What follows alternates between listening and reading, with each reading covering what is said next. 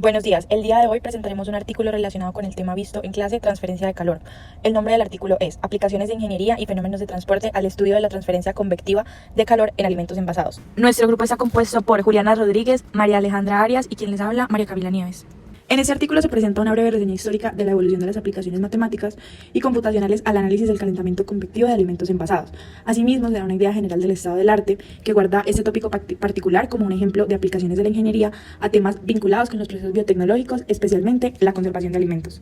La transferencia de calor se define como la transmisión de energía de una región a otra y se debe al gradiente térmico entre ambas. Dicha transferencia se considera una parte importante de la mayoría de los procesos en la industria química y alimentaria. El calor se puede transferir por tres mecanismos: conducción, convección y radiación. Los dos primeros mecanismos son los que están principalmente involucrados en la esterilización de alimentos enlatados. La conducción se presenta a través del intercambio de energía cinética entre las moléculas, sin desplazamiento de las mismas. Y en la convección, la energía se transmite por una combinación de la energía extraída, por el efecto de mezcla y movimiento del alimento líquido. De manera general, en los alimentos procesados térmicamente, el calor se transfiere por una combinación conducción-convección, y el estado físico del alimento determinará cuál de los dos mecanismos predomina. En alimentos muy viscosos o semisólidos es más relevante la conducción, mientras que en líquidos o semilíquidos el calor se transmite principalmente por convección. También hay alimentos cuyo calentamiento empieza por convección y luego es conducción, esto debido al incremento de viscosidad en algunos de sus componentes. La transferencia de calor por convección en un alimento fluido envasado implica el intercambio de energía entre la superficie sólida del envase y el fluido. Dentro del producto se puede generar intercambio de calor por dos mecanismos diferentes: convección libre natural y convección forzada. En la convección natural, el fluido está más caliente y está en contacto con la superficie sólida, generando una circulación natural por la diferencia de densidades resultante del gradiente de temperaturas, lo que provoca un movimiento espontáneo de las moléculas. Sobre la convección forzada, la circulación del fluido dentro del envase se da por medio de dispositivos mecánicos o equipos de agitación externa. Dicho movimiento dentro del envase mejora la transferencia de calor y facilita el uso de altas temperaturas para la esterilización, ayudando a disminuir tiempos requeridos para el procesamiento de alimentos y por tanto costos de producción. Está también la convección natural en alimentos envasados, pero esta se complica debido a que el movimiento del líquido es primordial en el mecanismo de la transferencia de calor. Se tiene en cuenta también la complejidad de las ecuaciones de momento y energía, lo que por consecuente hace que la mayoría de problemas que implican el fenómeno convectivo se estudian experimentalmente y sus resultados se presentan con grupos adimensionales. Ahora, acerca del análisis adimensional, cuentan con ciertos números adimensionales que son los que tradicionalmente se usan para la modelación de la transferencia de calor, los cuales pueden ser Reynolds, Prandtl, Grashof, entre otros.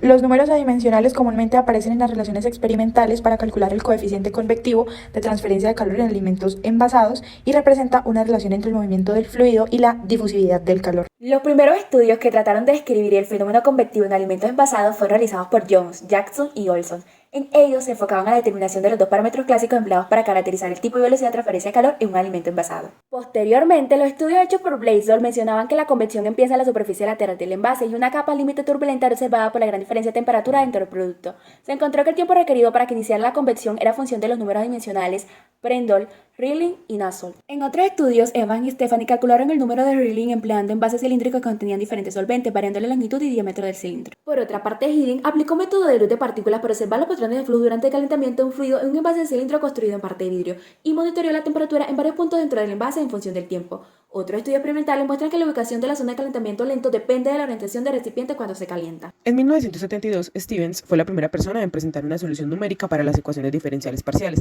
que describen el calentamiento por convección natural en alimentos líquidos envasados, y las cuales son la de conservación de la energía, las ecuaciones de vorticidad y una ecuación para obtener velocidad transitoria y temperatura para varios límites del recipiente. Considerando sistemas de envasado en recipientes principalmente cilíndricos, entre las anteriores ecuaciones diferenciales que gobiernan los movimientos del fluido en un espacio cilíndrico son fundamentales las ecuaciones de Navier-Stokes en complemento con la ecuación de balance de energía, de análisis del momento en dirección vertical y en dirección radial y la ecuación de continuidad.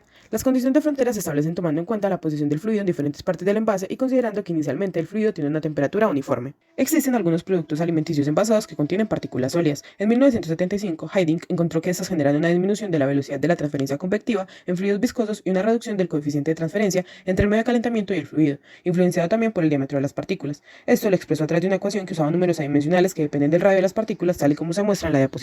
En conclusión, los avances en el conocimiento en áreas específicas de las ciencias e ingeniería han apoyado en los últimos años el entendimiento de muchos procesos de transformación en áreas diversas de la biotecnología.